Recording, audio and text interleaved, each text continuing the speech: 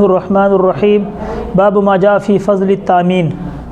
آمین کی بحث پیچھے گزر گئی۔ اس باب کے اندر امام ترمذی رحمۃ اللہ علیہ دو باتیں ذکر کر رہے ہیں۔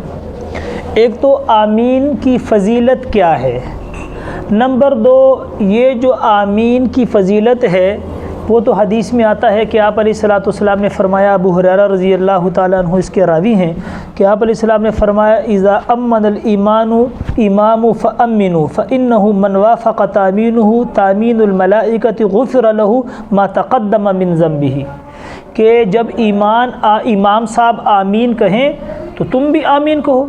جس کی آمین فرشتے کی آمین کے ساتھ موافقت کھا گئی، برابری کھا گئی، اللہ اس کے پچھلے سارے گناہ معاف فرما لیں گے۔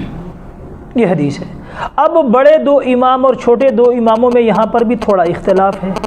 بڑے دو امام کہتے ہیں کہ یہاں موافقت سے مراد کیا ہے؟ موافقت کی دو قسمیں ہیں۔ موافقت جو ہے وہ آمین کی موافقت کے ساتھ ہو، یعنی موافقت زمانی مراد ہے کہ جب امام صاحب آمین کہیں اور وہ خاموش ہو جائیں تو یہ بھی آمین کہہ دے، یہ موافقت مراد ہے۔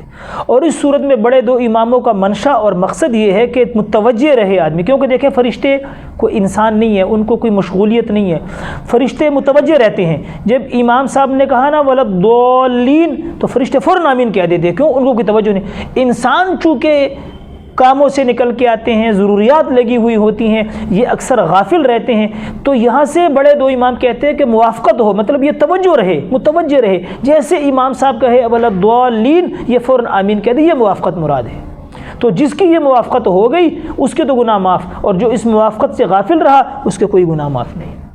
اور چھوٹے دو امام کہتے ہیں کہ یہاں موافقت سے مراد فی الاخلاص ہے، کہ جتنی اخلاص سے فرشتے آمین کہتے ہیں اتنی ہی اخلاص سے یہ کہے، یا جس طریقے سے فرشتے متوجہ رہتے ہیں اس طرح یہ متوجہ رہے، اس متوجہ اور اس اخلاص کی موافقت کی بنیاد پہ اس کے پچھلے گناہ معاف ہوں گے۔ لیکن ہم نے اس کا دوسرا معنی بیان کیا ہے۔ وہ دوسرا معنی ہم نے یہ بیان کیا ہے کہ بھئی یہاں پر آمین کی تین قسمیں بنتی ہیں۔ ہے اصل میں فقہا میں زمانے قدیم سے دو قسمیں آمین کی چلتی آ رہی ہیں، ایک آمین زور سے کہنا ہے، ایک آہستہ کہنا ہے۔ آہستہ کے بڑے دو امام قائل ہیں، زور کے چھوٹے دو امام قائل ہیں۔ ایک آج کل لوگوں نے تیسری آمین پیدا کر لی ہے، نہ وہ سر ہے نہ وہ جہر ہے، بلکہ تیسری قسم آمین کی آمین بالشر ہے۔ جو تیسری قسم آج بعض لوگوں نے وضع کر لی ہے وہ آمین نہ تو سر ہے نہ جہر ہے، بلکہ وہ آمین بالشر ہے۔ اس کو چھوٹے دو امام اخلاص سے ہم اس کی تعبیر کرتے ہیں کہ ایک آدمی اگر آمین زور سے بھی کہہ رہا ہے تو وہ اخلاص کے ساتھ کہے، اپنے مذہب کے پرچار نہ کرے، کسی دوسرے مذہب کے لوگوں کو چھیڑے نہ، یا ان کو تنگ نہ کرے، یا مسجد میں بالکل اتنی زور سے نہ کہے کہ سارے نمازی اس کی وجہ سے تنگ ہو جائیں۔ اس کا مشاہدہ ہم کر چکے ہیں اپنی مساجد میں۔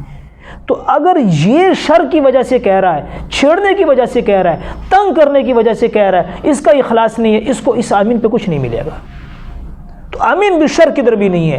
آج اللہ معاف فرمائے جو بعض لوگ اس کے اندر بڑے غلو کر رہے ہیں اور بڑی زور سے، یعنی بڑے شد و مد کے ساتھ آمین کہتے ہیں کہ پوری مسجد میں پتہ چل جاتا ہے۔ اور یہ معنی ہم نے کیوں بیان کیا؟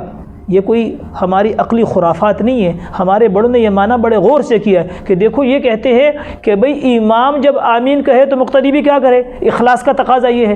ہم کہتے ہیں جتنی زور سے تم کہتے ہو تو سویا بھی اٹھ جاتا ہے، جتنی زور سے تم آمین کہتے ہو اس میں تو سویا ہوا بندہ بھی اٹھ جاتا ہے، چہ جائے کہ وہ آدمی زندہ صحیح سلامت جاگتا ہوا نماز پڑھ رہا ہے۔ تمہاری زور سے آمین کی وجہ سے تو سویا بھی اٹھ جائے گا، لہٰذا وہ نہیں مراد۔ مراد یہاں وہ ہے کہ وہ اخلاص سے کہے، سنت سمجھ کے کہے، کسی کو چھڑانے کے لیے، کسی کو تنگ کر لے کے نہ کہے۔ لیکن آج کل کے لوگ وہ تنگ کرنے کے لیے ایسا کرتے ہیں۔ ایک بندہ آ جائے گا، 200 نمازی ہوں گے، 200 نمازی وہ سب کو بے وقوف سمجھتا ہے، وہ 200 نمازی آہستہ آمین کہہ رہے ہیں اور یہ اکیلا جو ہے نا ان انکر الاصوات لصوت الحمیر بن کے جو ہے نا پوری مسجد کو سر پہ اٹھا لیتا ہے۔ لہٰذا یہ وہ تعصباً، تعنتاً اور تکبراً اور عناداً کہہ رہا ہے۔ یہ چھوٹے دو امام کہتے ہیں کہ اخلاص سے مراد یہ اخلاص ہے کہ اللہ کے لیے جو سنت ہے وہ کہے۔ حالانکہ سنت تو ہم نے واضح کر دی کہ حضور علیہ الصلوۃ والسلام کا دائمی عمل، کبار صحابہ کا دائمی عمل وہ آمین بسر آہستہ کہنے کا تھا، زور سے تو آپ نے کبھی کہی نہیں، ہوتی تو صرف ایک وائل ابن حجر کی روایت ہوتی۔ اتنے صحابہ کو یہ بات، حتیٰ کہ ہمارے بڑوں نے کہا ہے کہ آمین اگر بالجہر ہوتی تو اس کی حدیث حد تواتر سے بڑی ہوتی، ان کی حدیث کیا ہوتی؟